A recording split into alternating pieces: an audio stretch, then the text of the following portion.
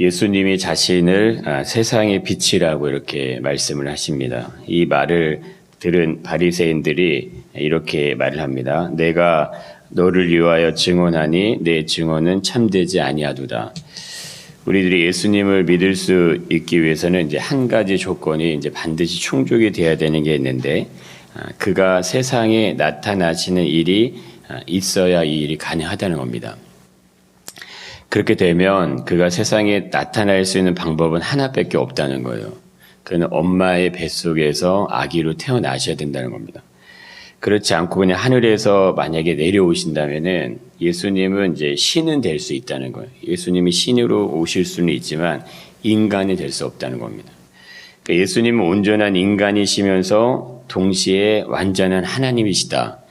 사람이면서 동시에 신이신 분이 예수님이신데, 그래서 이 예수님이 이야기를 할 때 신성과 인성에 대한 논란은 지금까지도 계속 이어집니다. 유대 백성도 이스라엘 사람들은 지금도 예수님의 신성을 인정하지 않죠. 그가 인간으로서는 인정을 하지만 신으로서 인정을 받아들이지 않는다는 거예요. 그러니까 이 성경은 이 부분에서 분명히 이렇게 얘기하시는데, 예수님은 인간이시면서 동시에 신이다. 이게 굉장히 놀라운 거죠. 이 두 가지 조건이 충족이 돼야 되는 이제 이유가 분명히 있습니다. 이것이 둘 다 성립이 돼야 되는 이유가, 모든 인간은 죄의 본성을 가지고 태어나기 때문에 인간으로 존재한다는 의미는 잿된 본성의 지배를 받는다는 의미를 갖게 된다는 거예요. 그래서 예수님이 신이 아니고 인간으로 한정이 되면은 예수님도 동일하게 죄의 지배를 받을 수밖에 없는 존재가 된다는 겁니다. 육신의 몸을 입고 태어났기 때문에 예수님도 잿된 본성 그대로 영향을 받을 수밖에 없다. 그러나 예수님이 만약 신성을 가지신 분이라면 이제 이야기가 달라진다는 거예요. 신이신 분이 인간의 몸을 입으신 거기 때문에 인간의 육신을 가지고 있는 우리들과 다른 모습을 가지게 된다. 이걸 얘기한다는 겁니다. 본래는 신이었기 때문에 죄 있는 육신의 모습이 아니었다 이거예요. 그런데 그분이 육신의 몸을 입고 이 땅에 태어나신 사건이 일어났다. 그렇기 때문에 예수님은 인간이시지만 인간이 가지는 죄된 본성의 지배를 받지 않는 분이 될 수 있다는 겁니다. 이게 성립이 돼야 되는 거예요. 이게 반드시 돼야 되는 거고, 그렇다면 12절에서 자신에 대한 이야기를 설명해 주시는 장면이 정확하게 예수님이 그거를 풀어서 얘기해 주신다는 거예요. 나는 세상의 빛이다. 인간으로서는 세상의 빛이 될 수 있는 존재는 아무도 없습니다. 그 빛이 될 수가 없는 거예요. 그렇다면은 자신을 세상의 빛이라고 표현하는 의미 안에는 세상을 구원할 구원자의 모습을 연상시켜 준다고 봐도 된다는 거예요. 내가 구원자다, 이런 의미가 담긴다는 겁니다. 내가 진리다, 내가 생명이고 내가 하나님께로 갈 수 있는 유일한 길이 된다. 이 말씀도 같이 포함이 된다고 볼 수 있다는 겁니다. 그래서 예수님의 말을 들은 이 바리새인들의 대답도요, 정확한 답이 되는 거예요. 이렇게 얘기하잖아요. 내가 너를 위해서 증언을 하는데 내 증언은 참되지 않다. 내가 스스로 너에 대해서 그렇게 얘기하는데 그에 대한 증거가 없지 않냐. 네가 진짜 세상의 빛이라는 증거가 어디 있냐. 이제 이렇게 반문한다는 거예요. 내 말만 듣고 그걸 어떻게 알 수 있냐. 이걸 얘기한다는 거예요. 이것이 오늘날도 동일하게 나타나는 질문입니다. 많은 사람들이 믿음 안에서 혼돈스럽게 생각하는 이유도 여기 있다는 거예요. 예수님이 진짜 구원자가 맞는가? 예수님을 믿어야 천국에 갈 수 있다고 하는데 그것을 어떻게 증명해 볼 거야 이거예요. 천국이 있다고 하는데 천국이 눈에 보이지도 않고 그것을 어떻게 증명할 건데 사람들이 이렇게 얘기한다는 거예요. 그게 안 보이니까, 보여지지 않으니까 이걸 어떻게 확인시켜 줄 거냐? 세상 그렇게 얘기하는 거예요.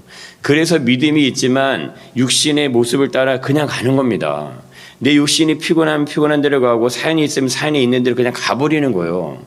영원한 생명의 길을 가지 않고 좁은 길을 가라고 얘기하시는 표현으로 말씀하시잖아요. 나를 따라오는 거 쉽지 않다. 좁은 길을 가라고 얘기하는 사람들이 좁지 않은 크고 넓은 길을 다 따라가는 겁니다. 그래서 우리들이 예수님을 믿는 거는 가만 생각해 보시면 세상 사람들이 우리에게 얘기하는 것처럼 단순 무식하기 때문이 아니에요. 그러니까 이게 굉장히 중요한 영역입니다. 심적으로 그냥 어떤 연약함이 있기 때문에 무엇인가 의지할 대상을 필요로 하는 신앙적인 행위를 가지는 종교적인 것들이 아니라는 겁니다.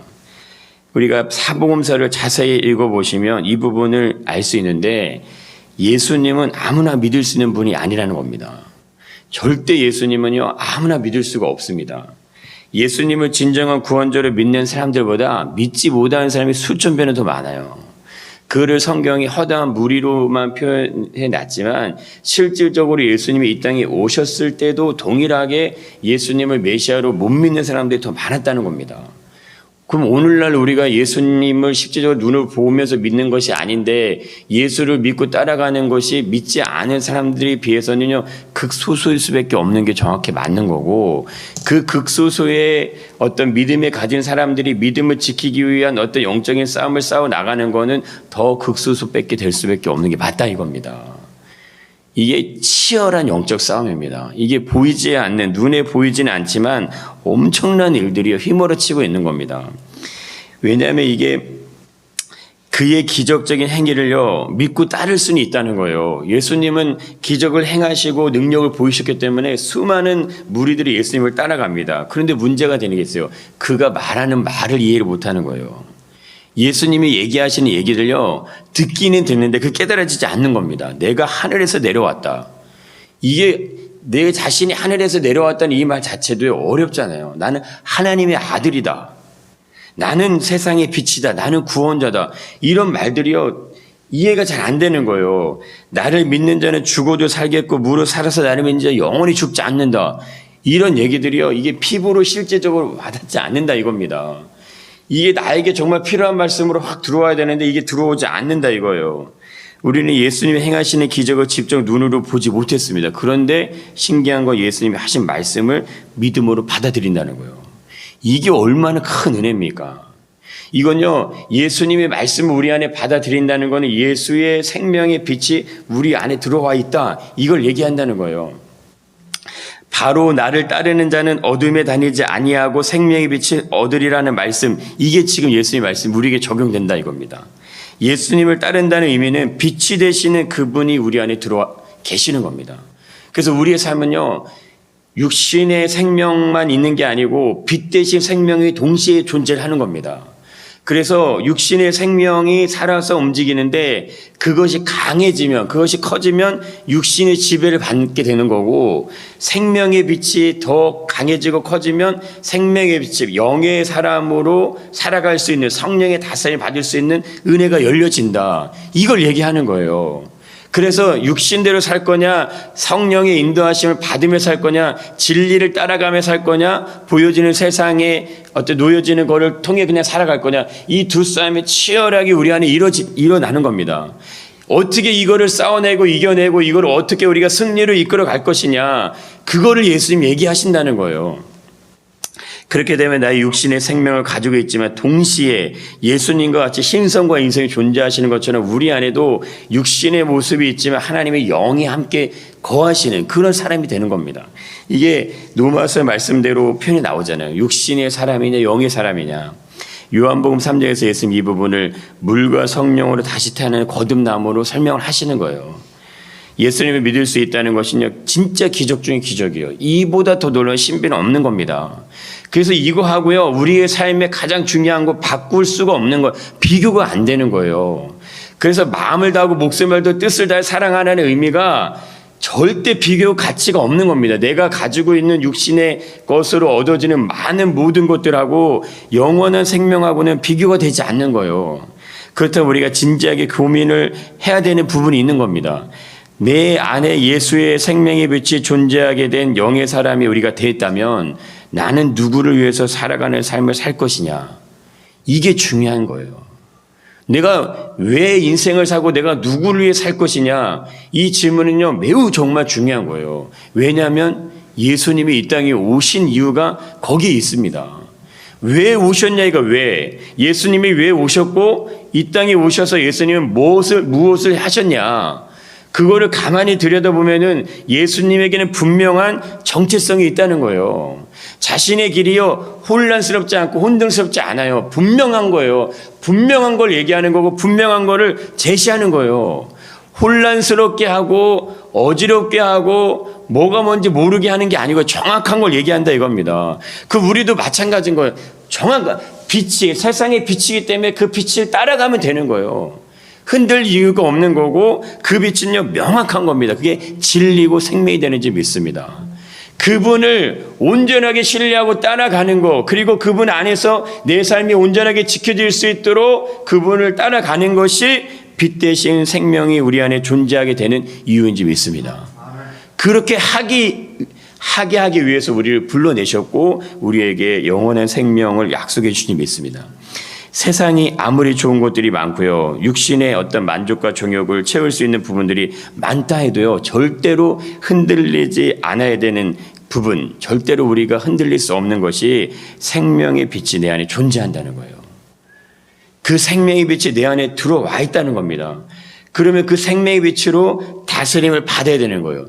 예수가 내 안에 들어와서 함께 하시기 때문에 예수님으로 우리의 삶이 다스림을 받아야 된다.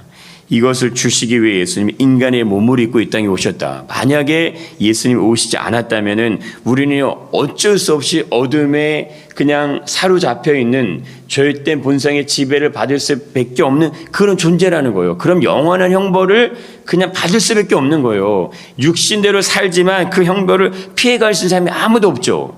육신의 생명을 가지고 살아가는 동안에 느끼는 모든 인생들의 어떤 이것들이요, 영원한 삶으로 사라져서 얻어지는 것과는 비교되지 않는 하나님의 나라에 들어갈 수 있는 자녀가 됐다는 특권을 누릴 수 있는 우리가 될 수 있기를 축복합니다. 이렇게 얘기하시죠. 내가 너를 위하여 이렇게 바리새인들이 증언하니 내 증언이 참되지 아니하도다 하는 이 바리새인들의 말이 오늘날 시대의 예수님에 대한 이해와 동일하게 맞아 떨어진다는 겁니다. 우리들이 진정으로 주님을 따르려고 한다면 세상의 흐름과는 반대로 가는 겁니다. 이건 어쩔 수가 없어요. 내가 세상의 흐름 그대로 따라가고 있다, 나 예수를 따라가는 게 아니에요. 진짜 반대로 돌아서 가야 되고, 지금은요 명확하게 구분이 돼요. 양과 저기를 염소를 구분하신다고 예수님 말씀하시는 것처럼 세상에 말하는 소리들로 인해, 세상에 흘러간 현상들로 인해 흔들리는 사람들, 그 사람들이 아니라는 거예요. 오히려 세상을 밝게 비춰주는 거예요. 이게 진리인 거야, 이렇게 가야 되는 거야, 이게 맞는 거야, 이거를 얘기할 수 있고 그거를 당당하게 보여줄 수 있는 사람이 되라는 겁니다. 그러기 위해서 우리는 영원한 생명을 위해서 살아가야 될지 믿습니다. 이게 중요한 거예요. 우리에게 분명한 정체성이 있기 때문에 흔들리지 말고 걸어가야 될 분명한 길이 있는데 그 길을 가라 이겁니다. 믿음은요 연습 게임이 아니에요. 그냥 늘 실전이고 늘 중요한 순간들이 우리에게 펼쳐지는 겁니다. 이쯤 하면 되겠지 하는 순간에는 믿음을 걸으며 점점점 세상을 향해 밀려가는 거예요. 내가 이 정도 했으면 됐지, 내가 이렇게까지 했는데, 이런 마음이 드는 순간 우리의 믿음이 이미 세상으로 빠져들어가고 있어요. 자기 십자가를 지고 예수를 따라오라고 그랬지 멈추라고 하신 게 아니에요. 믿음은요 쉬어가는 것이 아니고 주님 안에서 안식을 누리는 겁니다. 주님과 함께 삶의 평안과 자유와 만족을 얻는 거예요. 그래서 믿음으로 가다가 그냥 내가 이쯤 하면은, 이 정도 하면은, 이렇게 그냥 내가 주저앉아 버리면 주님 안에서 주어진 평안이 누려지는 게 아니고 그냥 내가 스스로 그냥 앉아버리는 거예요. 주님은 저기 가려고 하시는데 나는 못 따라간다 이겁니다. 믿음의 도전이 힘들다고 해가지고 그냥 뭐 이쯤 하면 됐지, 나도 사람인데 피곤할 수도 있고 마음이 힘들 수도 있고 하기 싫을 때도 있지, 어떻게 맨날 주님을 살 수 있습니까? 이렇게 생각할 수 있지만, 그러나 진짜 주님을 위해 살려고 하는 사람들은 절대 자신의 힘으로 혼자 가게 안 하십니다. 이게 굉장히 중요한 거예요. 진짜 예수를 따르려고 하는 그 사람들은요 너 혼자 알아서 그 싸움을 싸워 이렇게 내버려두지 않으신다는 거예요. 생명이 빛 되신 주님이 그의 인생의 모든 걸음을 책임지십니다. 그리고 그를 인도하시는 거예요. 왜냐하면 빛이시니까, 생명이시니까. 죽음의 양보가 문제가 되지 않을 거라고 생각할 수 있어요. 그러나 주님의 생명을 온전히 의지하는 삶의 결단은 절대 타협이 안 되는 거예요. 예수님은 타협하지 않았어요. 근데 우리는 세상을 향해 타협을 합니다. 적당히 어느 정도. 근데 그게 아니라는 거예요. 믿음은 타협을 하는 게 아니에요. 전진하는 거예요. 주님을 바라보고 주님과 함께 생명의 빛을 따라가는 겁니다. 빛을 잃어버리면요, 생명을 잃어버리면 그러면은 존재의 의미가 없는 거예요. 오늘날 우리의 신앙에 필요한 영역이 이러한 부분입니다. 예수님은 오직 아버지의 뜻을 위해서 이 땅에 오셨다는 거예요. 그리고 아버지의 뜻을 이루기 위해서 온전한 순종의 모습을 보였다는 겁니다. 그럼 우리가 예수님을 믿고 따라가야 되면 우리 어떻게 해야 되겠냐 이거죠. 우리에게 예수님이 뭐를 기대하시고 원하시겠냐. 진정한 만족은 세상의 금은보화가 채워지는 게 절대 아니다. 그거 채워진다고 해서 너희들에게 진정한 만족이 오지 않는다.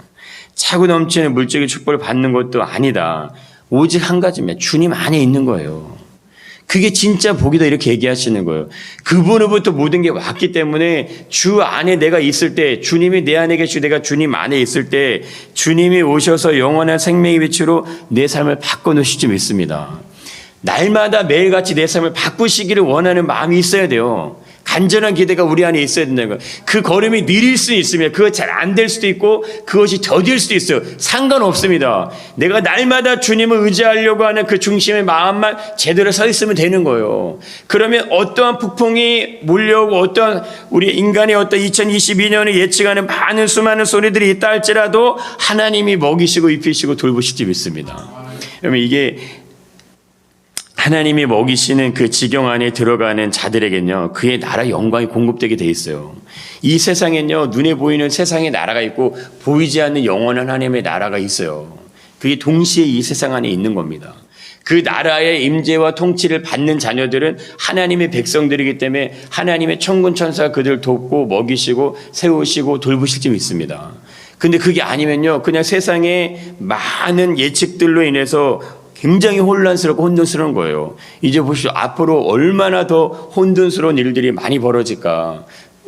어저께 장님도 얘기하셨지만 이 브라질에 계속 비가 내려서 홍수가 어마어마하게 쌓여가고 지금 물류 대란이 나서 엄청난 일들이 지금 벌어지고 있고 막 물가가 막 진짜 막 계속 올라가잖아요. 잡을 수도 없고 이 지금 여러 가지 바이러스 이런 상황들을 이겨낼 수 없다 이거예요. 앞으로 그럼 그걸 어떻게 더 예측하고 갈 거냐. 그런 거 생각할 때마다 막 세상이 이렇게 흘러가는데 세상은 이런데 이렇게 얘기할 게 아니라 주님이 우리에게 요구하시는 그 길이 뭔지를 먼저 얘기하셔야 돼요. 주께서 우리에게 기대하시는 게 뭔지 그거에 대한 마음을 갖고 먼저 그걸 갖고 주님 앞에 부르짖고 기도하는 자녀가 될지 믿습니다. 하나님이 하시면 되는 거가 그게 인생이에요.